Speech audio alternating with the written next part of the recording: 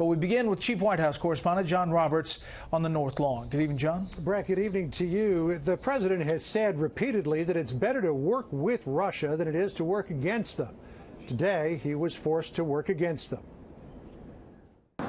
In a rare rebuke to Russia, President Trump today joined with UK Prime Minister Theresa May, condemning last week's nerve agent attack in Britain, pointing the finger squarely at Vladimir Putin. It's a very sad situation. It certainly looks like the Russians were behind it, something that should never, ever happen, and we're taking it very seriously. The White House acknowledges it was relying on British analysis of the attack against former Russian spy Sergei Skripal and his daughter, but left open the question of whether President Trump will follow the UK in penalizing the Kremlin. I can't get into the specifics on any potential threats, but I can tell you that we're going to continue to work with our ally in the United Kingdom, and we'll work in close coordination with them moving forward. We'll keep you posted if any specific actions. The Treasury Department did impose penalties today on 13 Russians indicted by Robert Mueller for meddling in the U.S. election.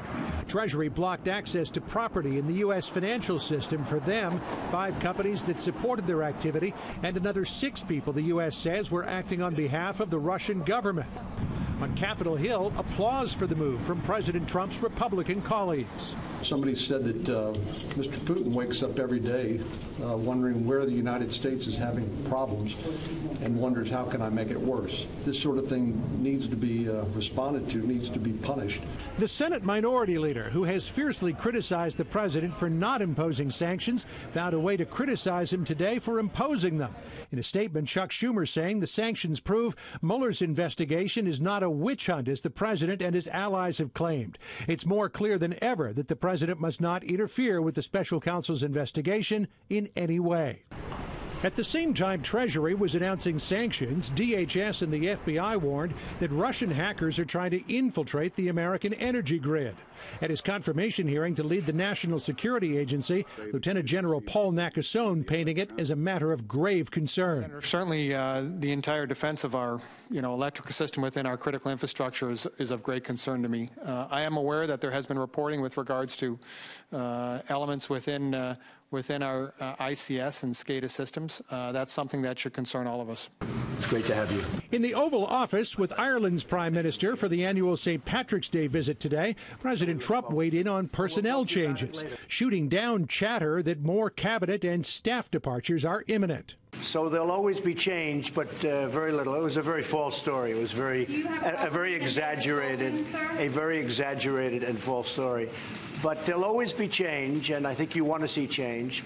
And I want to also see different ideas. One potential personnel change the White House is watching closely, the Attorney General's decision whether to fire FBI Deputy Director Andrew McCabe before he retires on Sunday. That's a determination that we would leave up to Attorney General Sessions, but we do think that it is well documented that he has had some very troubling behavior and by most accounts a bad actor and should have some cause for concern. And one other piece of news, the Trump Organization today was pushing back against a report that the Mueller investigation is taking a new twist by issuing the Trump Organization a subpoena asking for documents related to Russia and other issues. Some people familiar with the investigation say the Trump Organization has been providing documents to Mueller for months.